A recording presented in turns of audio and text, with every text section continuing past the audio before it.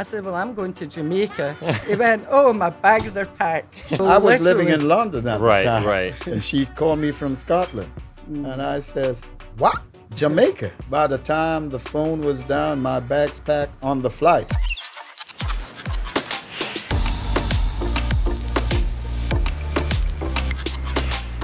Hello, Throp family, and welcome back to another video podcast episode. If this is your first time visiting, a special welcome to you. My name is Winthrop Wellington, and I am the host of On Deck with Throp, where we have meaningful conversations with people from all over the world, all about Jamaica. And today we actually have two special guests joining us to talk about their journey back to Jamaica. And this is actually the first time I'm hosting two guests at the same time, so it's also pretty special for me. But I would like to take the opportunity to welcome both Luddy and Jan Samms to the podcast. Thank you. Thank you. Thank you for being here. And so you both, I think, have, on an individualistic status, have a very interesting way of coming back to Jamaica. But I want to give you each your both just deserves. And if you could introduce yourselves individually, and then we can get into how you're connected. Okay. Luddy Samms, ex-member of the Drifters. Of course, met this lady who had booked the Drifters on a show back in Scotland. How many years ago? I can't remember. And of course, a long time. And of course, it went on from there. Okay. She booked this. It was a charity show for her late husband, and so here I am. I'm the new kid on the block. New kid on the block. And Lady Jan? Yes. Hi, my name's Janet Samuels, and I'm a retired education officer and the Deputy Lord Lieutenant of Lanarkshire, which is a small county in Scotland. Okay, awesome. Thank you for the introductions. Now, Luddy, as you mentioned, you are a former drifter of the Drifters. The Treadwell Drifters. Okay. And you were born and raised here in... I was born here. You were born here in Kingston. In Kingston. And then... But I left these beautiful shores when I was 4 months. 4 months. Okay, 4 months. Okay. All right. And then you were away for most of your life? Oh, yeah. Well, I grew up in the United States, of course. And my journey took me to Vietnam. Okay. In the military. Got injured, ended up in first Germany, and from Germany, the UK. And of course, loved the UK, went back and stayed, 6 to 6. So you were in the armed forces? Yes. Which branch? Air Force. You were in the Air Force, okay. And what motivated you to join the Air Force? Well, the story was that one of my buddies who was working out the draft board said my numbers kept coming up, and my name was there in the number. He, of course, suggested, well, if you join the Air Force, there's a chance you may not go to Vietnam. It worked there. So I volunteered the Air Force, and of course it went the other way. Right. Vietnam. Okay. So you're trying to get ahead of the draft at the time. Interesting. And then how did you get into the Drifters, and where did your singing career start? Well, being in the military, on bases, we did our own entertainment. Of course, when I came out the military, living around London and the UK, in other words, you go to clubs. And at the time, in the 60s, there was, most of the clubs carried a white band. I see. And the white guys used to love XGIs. And I found my niche, I don't know if you knew names like Gina Washington, who was my DI in the military. What's DI? A drill instructor. Drill instructor, okay. And he became one of the big icons in London. We had people like Ronnie Jones, Herbie Goins. So we were GIs who joined these bands, and all the young white kids used to gravitate to us. Now, working in the clubs, Faye came to the club one day and she said to me, I'm going to make you my drifter. And, gave her my number and heard nothing for about a year or two. Then one day I got a call. I was sitting indoors and my phone rang, and this is the Treadwell's office. And we got a tour lined up and we need a singer. And my reply was, okay, of course, I thought somebody was, and I put the phone down. Wow. It rung back. She said, no. So that's when I knew it was serious and went to do my rehearsals, and the next is history. And I don't mean to age you, but what year are we talking here about? About 1972, 73. Okay. And then where was that tour or that concert you were going to? Well, the tours was basically a world tour, but we started in the UK, Australia, New Zealand, and young and different from a war. This was, right. Should I say? Drugs and rock and roll. I keep the other one off. Amazing. Yeah. And then how long were you a drifter for? Well, traveling? 3 decades, nearly 30 years. Wow. And was that ever like a dream for you that you wanted to be? It was basically a dream, but then started getting older, and I should state that my first love was the blues.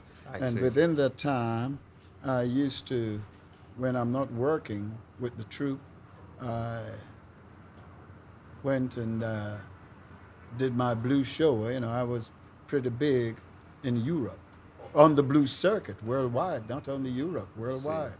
So yes, my name was synonymous on that circuit. So eventually I started drifting from the drifters. And yes. Okay. But from time to time, I get a call and would go back.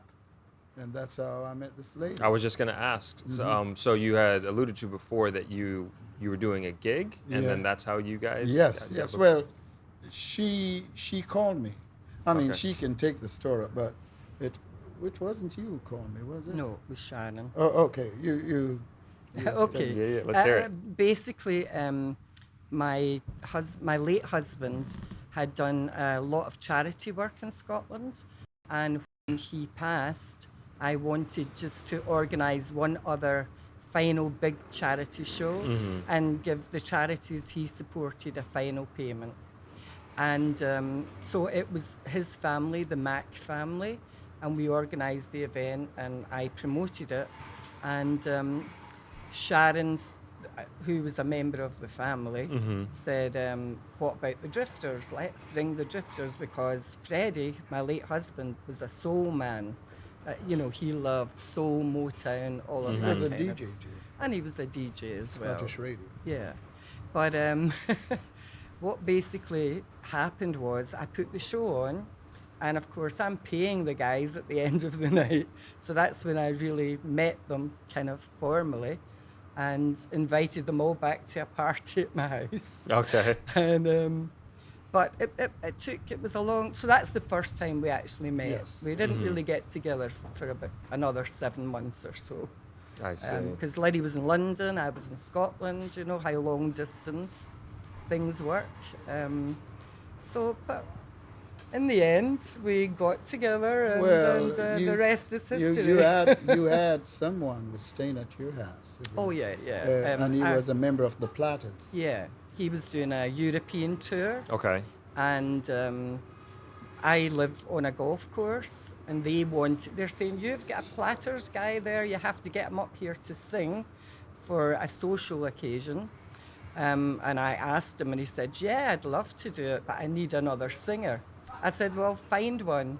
And he phoned Liddy. Okay. So then Liddy came back to Scotland to do the show with Chaz, and that was the 7 months later. I see. So we kind of got together from that point. Mm-hmm. Okay. Yeah. Inviting her to London, which she wouldn't come to. Oh. Eventually I went. Eventually you made it over there. Yeah. And Jan, you had mentioned at the time you were an educator. Yeah. Okay, and what were you teaching? I didn't actually teach particularly, but I wrote the curriculum. I see. So I wrote about 22 new modules for the Curriculum for Excellence. And then what I did was travel over Scotland, teaching other teachers and youth workers how to deliver the modules. So that's basically what I ended up doing at the end. Okay. But my passion was always working with young people. I see. And that still is to this day. Yep. So, I retired. And we didn't really know what we were going to do. And we went on a cruise, and we had a great time. And then we went on an all-inclusive holiday, and that was great. And then I said to Liddy, I still need a holiday. Right. And he said, oh, no, I'm not. We don't need another holiday. We don't need another. I said, well, I'm going to Jamaica. He went, oh, my bags are packed. So I was living in London at the time. Right. And she called me from Scotland. And I says, what? Jamaica? And by the time the phone was down, my bags packed on the flight. But I wanted Liddy to trace his roots because we knew he was born in Jamaica, but didn't really know very much about it. So that's what brought us to Jamaica for a holiday, and we stayed a month. But we stayed in a small community in Westland Mountain because I didn't want to go to one of the big hotels. Right. I wanted to experience what his mum and dad growing up might have experienced. So, which you couldn't. You didn't and you couldn't. oh, well, you went to see it anyhow. Well, it's a bit basic, but we managed. Right. We managed. And before that, were you coming to Jamaica at all? No. Not at all. I came once, but I didn't see Jamaica. I used to work for a company called the World Travel Awards. And every year we did maybe the California one year, Dubai one year, California, Dubai, where else did we go? Anyhow, they were coming to Jamaica, and because travel awards and putting entertainment on, I was one of the entertainers, and came to Jamaica, and it was in Sandals in Mobay. Okay. No, in the Bahamas. Oh, in Bahamas. In the Bahamas. Okay. So of course they flew us into Mobay, and we spent 3 days at Sandals in Mobay. Then we flew out to the Bahamas, spent 2 days doing the show and a day relaxing. Then they flew us back. Who wanted to come back to Jamaica came back to Jamaica. And we stayed in the Sandals for a week. Didn't go through those gates. So I see. You understand? So that was my experience of Jamaica. And no experience whatsoever. Right. So, yes, when Jan told me about, that was it, I wanted to come and experience. And how was that first trip here? Amazing. Yeah? Actually. I always remember when we were coming off the plane, coming down the stairs, and Liddy went, look at this, the weather, beautiful. He said, you know what, I feel as though I'm home. Wow. I just have that feeling that I'm home. So, then of course I fell in love with it, and so we're still here. And so what was that process like of after the first trip, you go back, and then maybe a little seed was planted, and you were considering, hey, maybe we can do this. Like, what was that conversations leading up to moving here? Well, the conversation, being retired, she's retired. I was semi-retired, and of course I said, I would love to live out there, and her reply was, would you? I said, yes.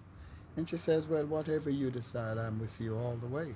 So I said, first and foremost, I didn't want to come to just sit back and drink white rum and, so I said, we have to get a little something to do.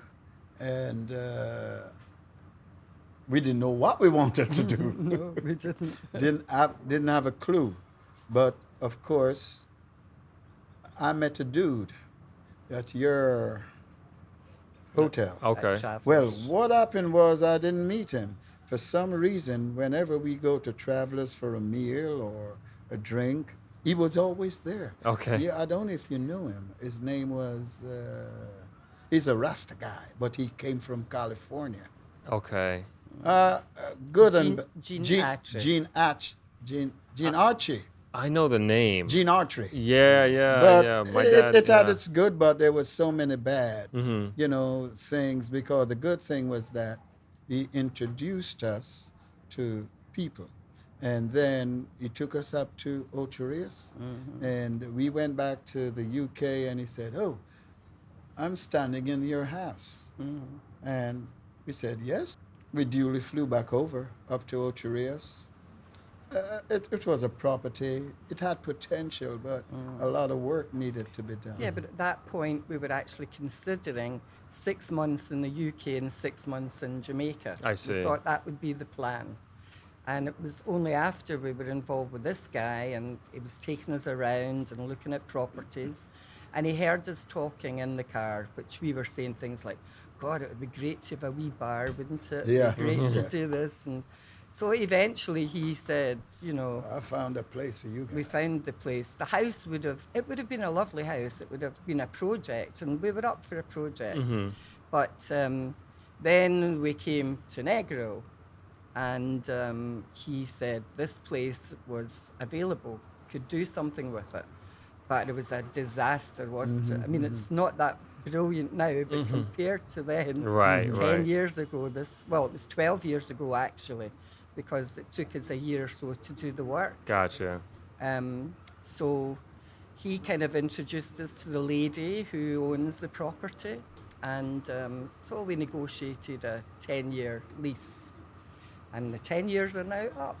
Okay. But then, with the option is for us to continue. Okay.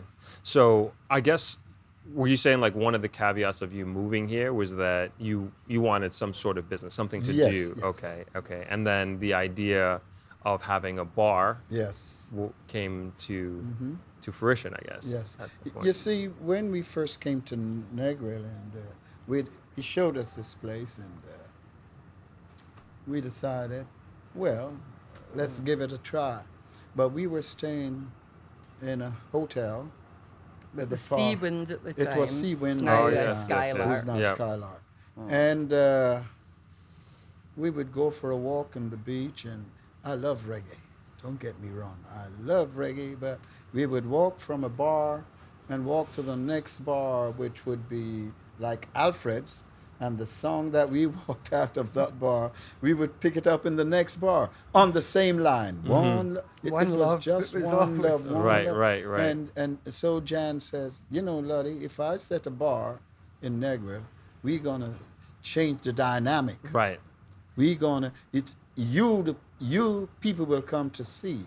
And so we change the dynamic musically. And first of all, we started playing. We didn't have a band. We had just a little bar, and we started playing our music, and it was old 60s, and people would stop and listen. Yeah. And then one day, a crowd that was over at Merrill's too, they kept looking over the balcony because we cranked it up, and suddenly they came across. They said, "I just like the music you're playing. We love the music you're playing." I said, "Yeah." And so Jan did the introduction and explained that I was a drifter. And they said, "Oh, will you sing a song for me?" People think I'm that performing monkey. Hey, sing. Yeah.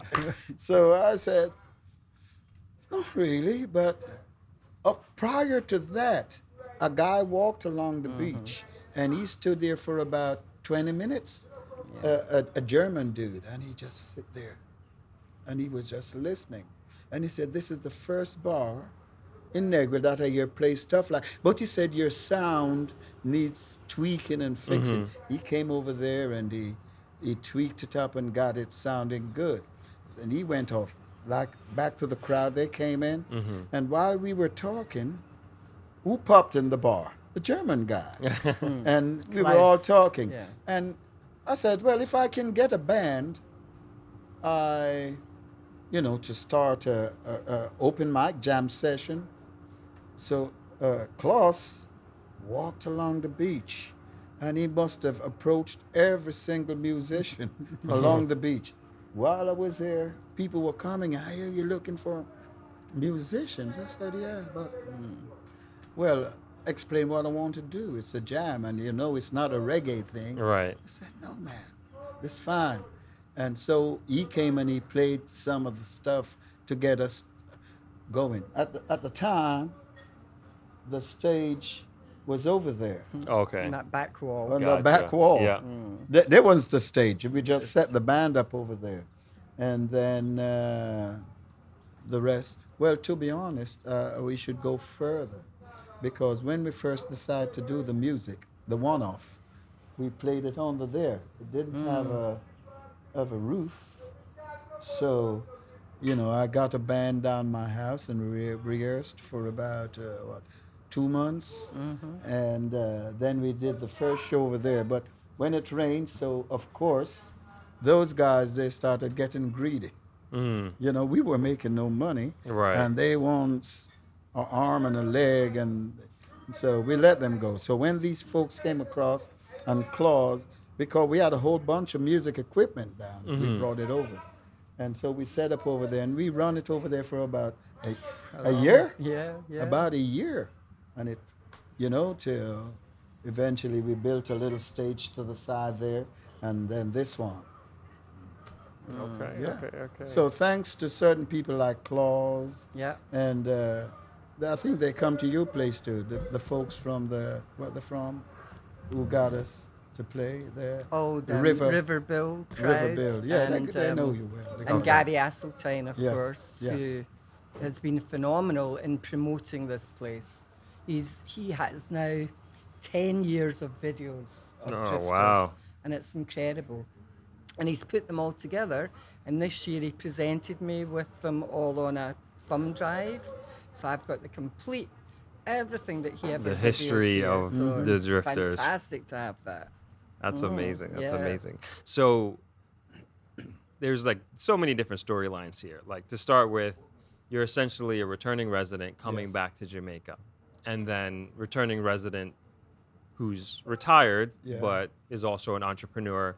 And as a team, as a partnership, you guys started this business together. And then not only did you just start a bar, but you understood and you looked at the market here in Yes. Negril and realized that everywhere else is playing the same music, Yes. the same entertainment, and you're like, all right, there's something different that needs to be brought to the table. Saw a gap in the market, and you created it. Yep. And now I would say your establishment is like, it's a staple in Negril. It is, in many, many respects.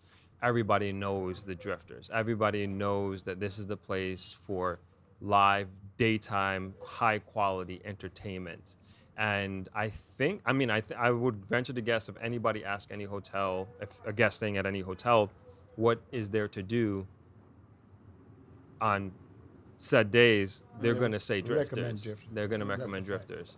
And so I just find that so interesting, and that you both came in here and kind of established, and then also in a very real way changed the entertainment Yeah. game in Negril.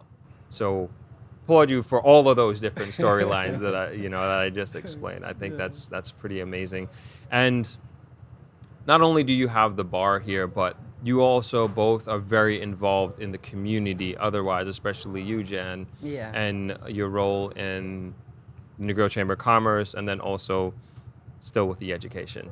Yes. And so if you can just give us a little bit of a background on those roles that you play in those capacities.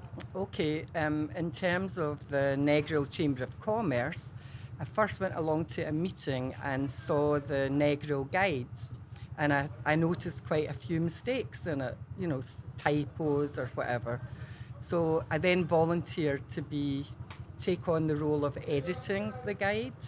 But what actually happened then was that I ended up more or less writing it as well, and with Nola Stair actually, because I'm not very good in a technical way with the computer.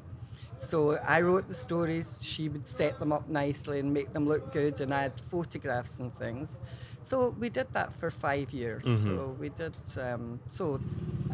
and of course on the guide I'm labelled as the editor, but it was wonderful because it gave me the opportunity to get out there and talk to local people, interview them.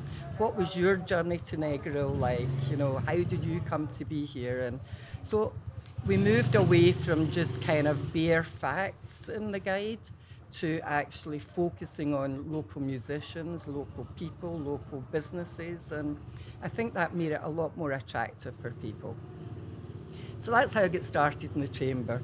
Then I became a director, and of course that takes you into a whole other world, you know, because there's so many projects that they're doing right now. There's the iWeco project, they rebuilt the recycling centre.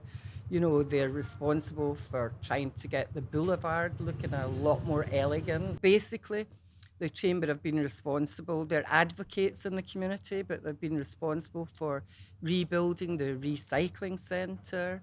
They've got the iWeco project, which is about the beach and the restoration and the maintenance of the beach and the coral reefs and all that kind of thing, and the Royal Palm Reserve, all that.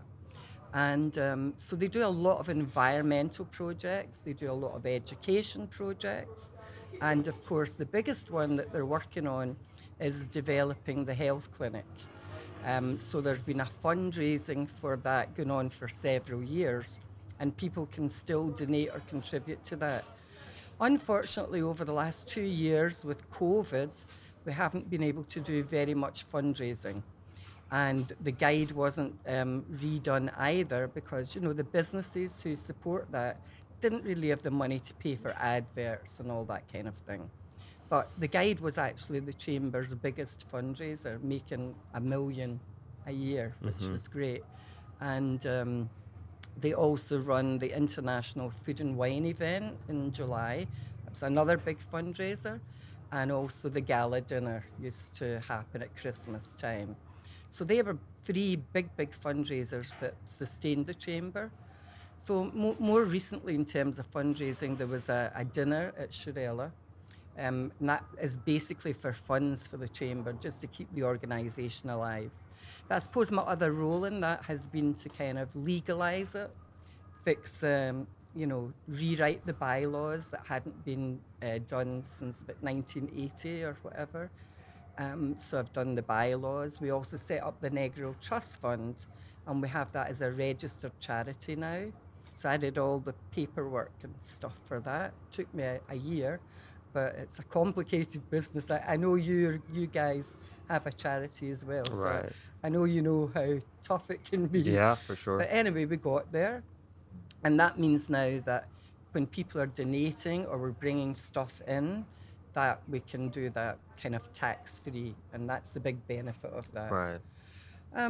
So that's basically what I do in the Chamber. Right now I'm developing a membership strategy to try and encourage new members to come in. So I'm part of the small subcommittee that's working on that. So that's what I'm doing right now. So would you guys say you worked more or less when you were working versus retirement? Didn't you say retired? Listen, Winthrop, I worked for 42 years of my life in the government system, you know, and I have never worked so hard since I came here. And I did quite a lot there, I must admit. They told me I was a workaholic there, and I'm even worse here. Yeah. But I feel, particularly with you, Jan, like you bring, both of you, of course, but bring so much experience and just a different dynamic to the table. And I always tell people that at least coming to Negril, like the Negril Chamber of Commerce, if you're going to move here and live here and you're looking to give back and be a part of the community, like the way to go is the Negril Chamber of Commerce, especially if you're starting a business. Definitely. And again, I think you just bring like a different dynamic, and now look, you're essentially the attorney for the Negril Chamber of Commerce. I wouldn't exactly say attorney, Right. yeah, I'm being just making, facetious. yeah, I know. But yeah, you know what I'm saying? You take on all these different Yeah. roles, and I think that can be underappreciated in terms of people either moving back or moving to Jamaica. The just the sheer value that they bring to the table, and just how you can really, your presence here alone and how you actually contribute really change the trajectory of a community like Negril. Yeah. I mean, that's correct, because what we also did, we facilitated a lot of workshops and discussion groups among stakeholders about what Negril really needs and wants. So I was the author of the Vision 2030 for Negril, which is listing all the wants and likes and dislikes of what should be happening in Negril, because, of course, we feel as though we've been neglected for years. We straddle two parishes, and that is a big problem because both parish councils can ignore us. And that, I think, is why Negril has gone downhill over the time. But it is the absolute mission of the Chamber to make that happen. Hence the reason they've got a lot more involved in community projects than perhaps a normal chamber in another country may. But they do a fantastic job. I've got to take my hat off. They do amazing. And it's all volunteers. Right.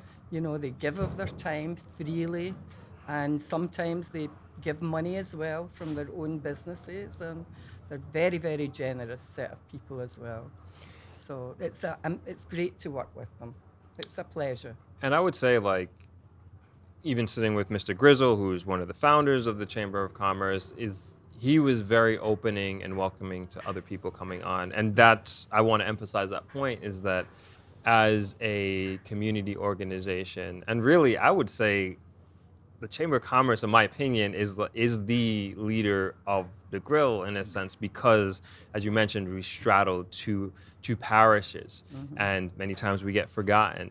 And so I can't advocate enough for the Chamber of Commerce, and I can't really encourage people who move here, even if you don't have a business. I think it's a great organization to be a part of, to network, to understand how Negril works, to meet people, etc. Yeah, absolutely. There is a lot of, there's different categories of membership. So there is the business membership, but there's also an individual membership. And we are developing a junior membership now. So, you know, there's plenty of ways for people to get involved, and you don't have to have a business to be there. Okay. In fact, usually the ones that don't have businesses have more time. Right. So even better, right? Yeah. So Jan, you had mentioned that you wrote the plan for Vision 2030 for Negril. Basically, what I did was pull it all together, and so it covered a whole lots and lots of different aspects about, you know, what we wanted to do about the roads, about the cameras, the security cameras, the boulevard, how we should develop an entertainment centre, because, as you know, Negril is really known for music, but there's not really a big enough venue here at the moment to have a big show. So we're looking at that, a zone for entertainment. We're talking about, you know, how to redevelop the town centre around the community centre area, and then from the roundabout, you can tell there's some horrible looking buildings there on the water's edge. So all of that is trying to be addressed. So the Vision 2030 brought all of that in, but the contributions came in from like Negril United, you know, the Rotary, all the stakeholders contributed to that. But the Chamber started it by taking like 2 days out in a seminar, which I facilitated with Nola. She did the technical stuff. And so that was me just asking people, what's the top 10 things that need to change? You know, the kind of way you get information out of people. And then I pulled it all together, and Nola put it into a lovely little document. That's the big advantage of having it is because we also apply for grants and donations. And to justify requesting money from grant funding bodies, you have to be able to say what it is you're going to do, and you have to prove and evidence the facts, and that people want it, you know, Right. so that the needs of the community are basically coming from the ground up. And sometimes a lot of people here feel Kingston imposed things from the top down. So we've had some ministers here recently, several actually, because they're all now taking a big interest in Negril. Amazing. And even the minister from tourism says that this will be his legacy. So let's hope so. Right. Okay, because that's what it's all about. You can talk a good game, you can write every kind of document, but we need action in Negril. And these ministers have promised that. So fingers crossed. Fingers crossed. And what would you say, and this could be of each of you, your opinions, or this could be from the document that you put together, but what would you say is one of the biggest challenges that Negril faces right now? Apart from physical, I think there's a lot of issues with unemployment. There isn't even a school in Negril above primary school. There's no training centre to speak of. The Heart Trust do a very, very good job, and we're actually currently in negotiations with them because there's not enough electricians, plumbers, gardeners, particularly because Negril's a tourist town. Right. And you need people with all these skills, plumbing, everything. And there's something happening in about a week's time where people can go, if they've been a plumber, an electrician, or a housekeeper or whatever, for a period of time, they can go and have an assessment, and Heart will give them a qualification. And I think that's one of the big issues in Negril. There's not an awful lot of qualified people around, and we need to get the skills training programs up and running and locally, or be able to transport them to wherever it's going to happen. Because if you've got young men particularly who've been hanging around, just playing around, doing what they like, maybe a wee bit of hustling, a wee bit of whatever, there's no real reason to get up in the morning if they're still being able to survive. But, so you have to maybe give them some carrots to get them, encourage them to come and involve. And certainly collect them from one point, take them to the training and bring them back again. It makes a big contribution, I think. So that for me, skills training and... Right. And what do you think, Luddy? What about you? What do you think one of the biggest challenges that Negril faces right now? Well, of course, I'm agreeing with Jan fully there, because there's so much talent that's not been enhanced. Whether be a builder or a musician, from a musical point of view. And I see it here on my stage that so much can be done. And I'm going to digress a little, but on the same music thing, what's lacking, and if there's anyone out there who knows, we got to start training up young men to be sound engineers. Mm-hmm. Because to get a sound engineer in Negril, it's a no-no. Right. And I'm sure a lot of these young kids, young guys or girls, would love to be able to know the sound and mix a sound, because that's lacking right here. And I think to both of your points, that is one thing that we're missing, in the sense that you had brought up the school. Like, we don't have anything that goes past a certain age. Negril does not have a high school, which is mind-boggling to me. Exactly. Mind-boggling. I don't know how that's even possible in 2022. I think the closest high school is 20, 30 minutes away, which is ridiculous, to be putting your kids on a bus and taking that trip to and from. And you got to also think that also makes it very difficult to attract young families to Negril. And we got to think about that progression, and we got to think about the future of the community. So that's one thing I'm a huge advocate for, of how do we get a high school to Negril? Mm-hmm. To the secondary point of the talent development and skill level development, I also think that obviously everybody's not going to be a doctor, everybody's not going to be a lawyer, right? And I think with the Heart Trust training program, fantastic program. Also think with even musical and digital media development, it's like there, like you said, Luddy, there is so much, just so much talent that's here, that's raw, that just needs this, just the right leadership, the right training, and the opportunities are just incredible. So I can only, and how do you think that we can start putting something together, particularly with the music aspect and the creative aspects? How do you think we can start a conversation Like or you whatever? just said, a school, you know. There's a few sound engineer which I try to talk to say, where do you get some of these young guys Yeah. and train them up? But you see, they want to keep it because they know. But yes, we could get maybe talk to the Ed Mandley School and try and get somebody down here to teach and run a project, a school, and invite some of these kids. You know, like I went back to the fact that Negril had so much talent that need enhancing. I give a stage to a lot of these people. They walk on my stage, within a week they're superstar. I'm telling you, Awesome. literally.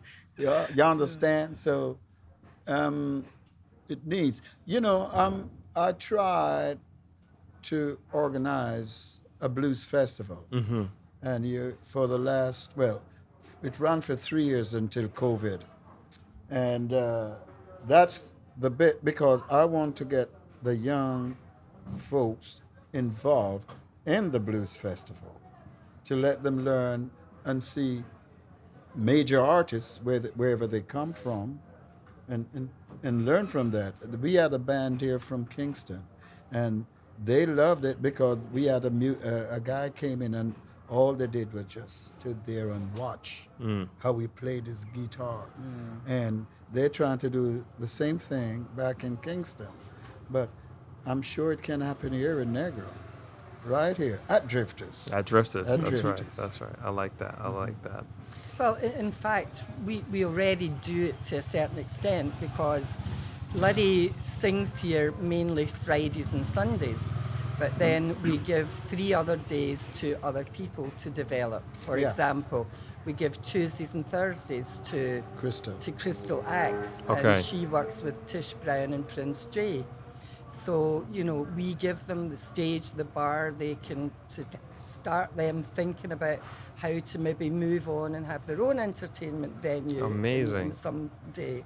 We also started the Negril Roots and Dub Club. People keep saying, oh, Drifters, you don't do much reggae. Well, you can't get more reggae than going right back to the roots and the dub. And we do that every Saturday from 5 to 9. And again, it's a selector from Germany that runs that, and he links in with He's other a Jamaican guy that lives in Germany. Yeah. Okay.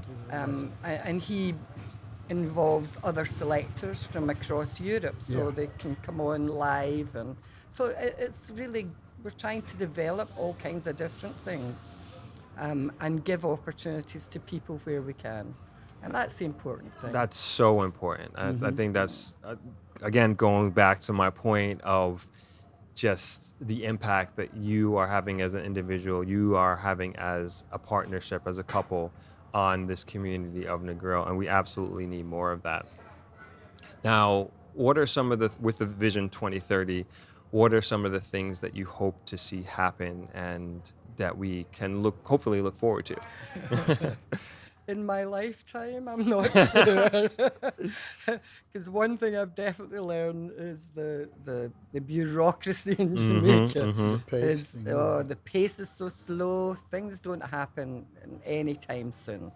But I would just love even the things we already have to be working. Gotcha. You know, even if the security cameras on the beach road were working, you know, even if the potholes were fixed and, you know, and people were stopped from driving on the pavements and parking on the pavements, all of that would just uplift the place to give it a better look.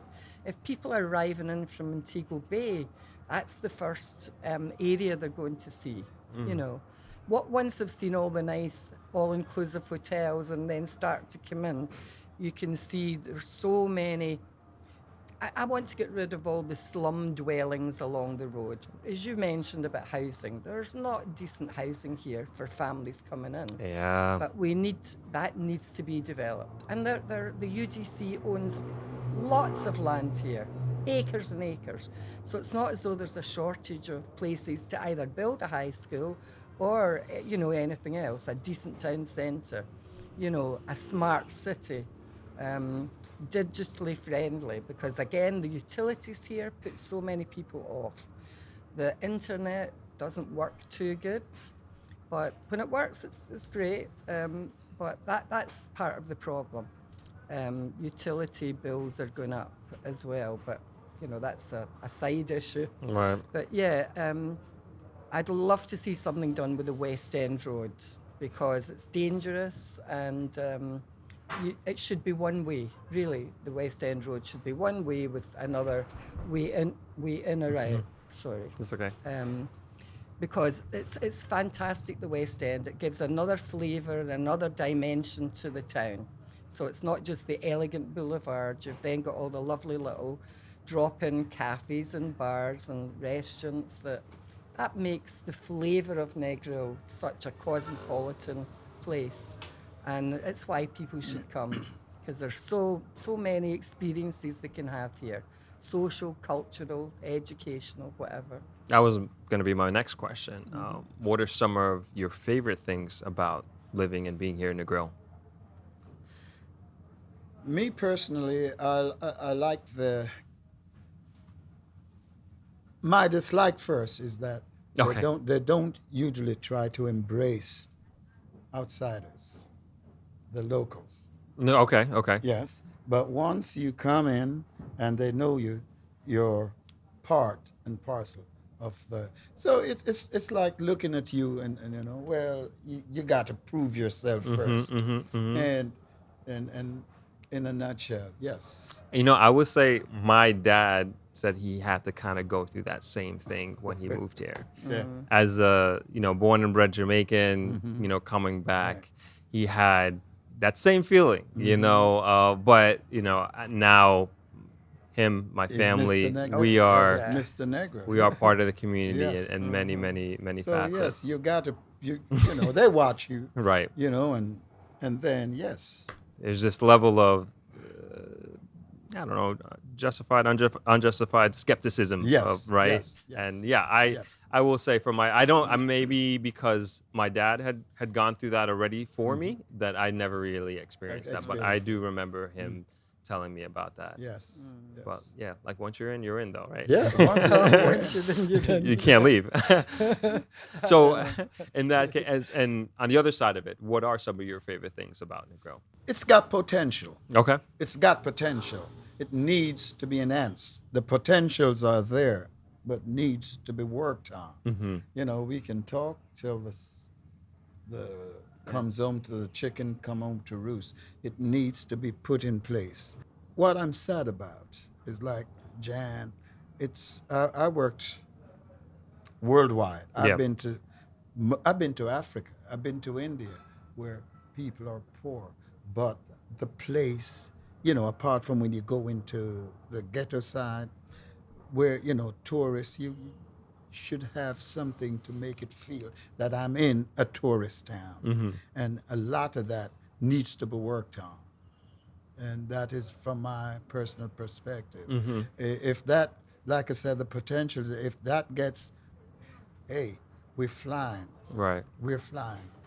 So I agree with you, and where I think we should be heading in and thinking is like, yes, we need to continue to work with the government, but can't rely on them, like in many ways. And I think the Chamber of Commerce has also done a good job of this, literally just taking the bull by the horn and just doing what needs to get done, and not relying on outside help, so to speak. Even though we do need their help for sure. Without a doubt. And to me, it's like like you say, we need to do housing development. Like there's a great need for that in Negril. And so it's, in my mind, is like, how can we attract more private sector funding to get these things that need to get done, and to allow us to attract more families here, because we have modern day housing that people from other parts of the world would be more comfortable with, because I don't think we're meeting that need as far as residential housing goes in Negril. And in addition to that, I also try to think, what kind of business can we attract to Negril? Because as you say, there's so much potential here. The center of casual. Capital of Capital casual. of casual. Right. And it's sometimes it can be just a little bit too casual. Yes, because I don't want to go down the road like Mobay, and you go down the strip. Like the hip strip? Yeah. and all you see is the same stores selling. Negril has got potential. Well, in my estimation, it's above for entertainment, and tourist needs entertainment, and that brings in capital. Right. So I think there's much more that can be done to enhance the entertainment side of it, and to get a major venue wherever that will be, so you can bring, because whether it be reggae or soul or whatever, people can come and have a good time. The bars, I think the tourist board should spend a little more time to go into some of these little bars and talk with people, because they've got to earn a living too. So yes, to help them to enhance what they're doing, so they earn a living too. Right. You understand? And in a nutshell, that's where I think it's at. Yeah, I agree with you, especially with your thought and approach to the Drifters Bar here of bringing different type of entertainment. Yes. And I think that, and just talking to a few people, I think that's one thing that Jamaica as a whole is missing, is the diversification in entertainment. And I could speak specifically to Negril. It's just like, if you go everywhere and they're playing music that maybe somebody from the States, like, you can't understand the words in the dance hall that's going on. It's just like, you're missing that relate. And of course, we're very proud of our music, and very, as we should be. But when we think of the product itself, it's like, we do need diversification in that. And I think, I'm not telling anybody what to do, but that's something that entertainment venues should be taken into consideration. And then also future investment in entertainment venues coming to Negril, just like you've done here, just like you've both done here, is like, you've brought a different dynamic to the table. And because of that, you are successful in what you are doing. Are we? Yes. Yes. I think you're right. Element of success. Winthrop. Sorry. It's okay. Winston. There you go. Sorry. No, I think you're right in that we have brought a different dynamic. And I think my favourite saying is, imitation is the sincerest form of flattery, because we started the live jam sessions doing afternoons. And now many places are doing afternoon entertainment. Nobody was really doing it when we started. We also brought in buckets of beer. Nobody else was selling buckets of beer. And now every bar, you're getting buckets of beer. So, we're making our mark slowly but surely. And we have like a blues set, we have a disco set, we have a reggae set, a drifter set, So it's a pretty good variety. And I think that's what people want. Yes. But it's not just about the music, it's the arts in general. We need a facility where there can be a film, theatre, drama, whatever. All of these aspects seem to be not really catered for much here. So I would love to see the entertainment zone, cater for all of that. Like more holistic approach. More holistic. A bandstand for, the kids can get up, just a band can get up or whatever. There's so many options there, but they need to be thought about as well. I know we're known for music, but we need to get a bit more cultural in terms of all the other stuff. I agree.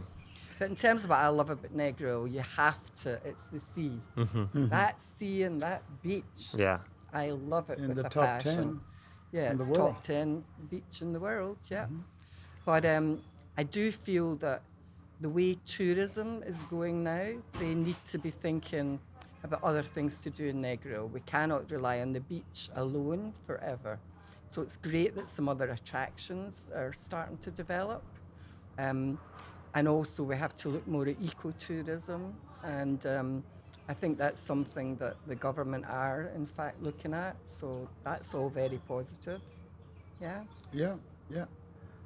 But I just love getting in that sea and this line I know. floating there I know. and When you let try the to world go drown me. by. Okay. Like I've said, I've started my blues festival here. Right. Because, to be honest, when I first got here, Elaine Bradley, they all went to the Jamaica Jazz and Blues, and we were talking one day. Yep. Yep. She said, Luddy, why you don't set up a jazz and blues in there? Because when I go to the one in wherever it was, there's no jazz and blues. She said it's country and everything else, hip hop and you name it. When I first approached a few people, the first one told me, no, you can't do it. That was the guy at Pier 1. Pier 1. I was introduced by Jan's cousin. She's got some family member here. And he knew Russell well, and he said, no, you have to have reggae, you can't work it. I said, I know reggae is a Jamaica. I go to Japan. Yeah. They got the music, but they want to hear a little bit of reggae, a little bit of everything. Right. You can't just put in that on the table and say, well, this is how it's got to be. Right. I go to Morocco, they like the thing, but when they want to hear something, and this is what I'm trying to sell something different. Like I said, Pier 1 knocked me aside. And who else we approached a few people. So yes, we put her hand deep in her. We put her hand. Walter, who was the promoter for her, but then that business was taken from him. I of course, we put our hands in her pocket, and her pocket is not that deep. A situation. How long ago was that? 3-4 years ago. I approached, Lee Issa came to me and said, boy, if you can get Aaron Neville, that would be the biggest thing. He's a Aaron Neville fan. I said, okay. I knew the Neville brother, Charles. And one day we were coming from Kingston. And, I'm getting confused. The story was that, yes, we were coming from Kingston, and my phone rang, and it was Charles. And prior to that, I had checked out the agents for Aaron Neville, and they gave me a price which was way above, way above. So I said, okay, let's go to. No, he phoned you and said. No, let's go to the tourist board. Yes, and the tourist board said, we'll. I'm getting confused. No, he called me. Yeah. Charles called me and said, I hear, why are you talking to management? We friends, man. We in the same business. Talk to me. I says, well, the Neville brothers, yes. He said, Neville brothers, good. We'll do it for you. Then I said, how about Aaron Neville on the bill? Give me a couple of days. Came back. It's on for the same money. Wow. That Aaron Neville was going to charge twice as much for the same money. I was happy as Larry. Right, yeah. John wrote her proposal and we took it to the tourist board. I felt so embarrassed, man. egg on my face. Well, they basically said they would endorse the idea. But they thought it's won't a great idea, sponsor. but they I didn't have any see, I money at see. that point. Okay. Well, the money, So- because they were all giving it to Jamaica Jazz and and blues. blues. Okay. And so I had to go back to the guy and We just couldn't get enough money to cover. So maybe I wouldn't do it at Drifters. I may take it to a bigger venue Right. in Negril, but not at Drifters. For somebody like the Never Brothers, I couldn't have them here. Right. You got to, maybe Waves or one of those places. But yeah, that was my downfall there, man. I felt so embarrassed. Are you going to try it again? But then they're all dead now. Well, not Aaron Neville, but Yeah, yes. Hopefully, Right. if people are prepared to back me, I've worked in blues festivals all over the world. I see how they run, and like I've said to Jan, if it's on the calendar that there's a the same crowd plan their vacation around the different blues festival. I worked the Mustique Blues Festival for 3 years. You understand? Yeah. We did an album. Mick Jagger lives in Mustique, but hey, on the second year he jumped up on stage because I was there. We became friends, of course. Awesome. And I'm sure if I got a blues festival here, he would be here. Okay. He would be here. Or Keith, because Keith lives out in Ocho Rios. Okay. Keith Richards, Keith Richards, the yeah. guitar player. So yes, I know they would turn up. And the one I play the one in Barons Bay. I see the same set of people. The one in Mustique, the same crowd, and they all planned their vacation around blues festivals. I don't think they came to the jazz and blues because they're purists. They want blues. They want They want blues, rhythm and blues. Right. Well, hopefully at some point in the future that will happen and we can bring Well- that to Negril. Well, that's my dream before I die. Okay. I'm getting a bit long in the tooth.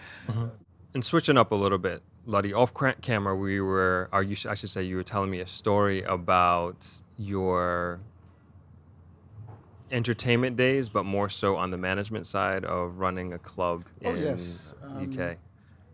I've been pretty entrepreneurial in London. I had a record company, and EGI Records, which EMI took me to court, and the court says it's EGI, it's not EMI, but that's another story. So of course, I took over a club in London, and in the 70s, and while I was running that club, the name Winston Wellington keep popping up. I didn't know well before I came to Jamaica.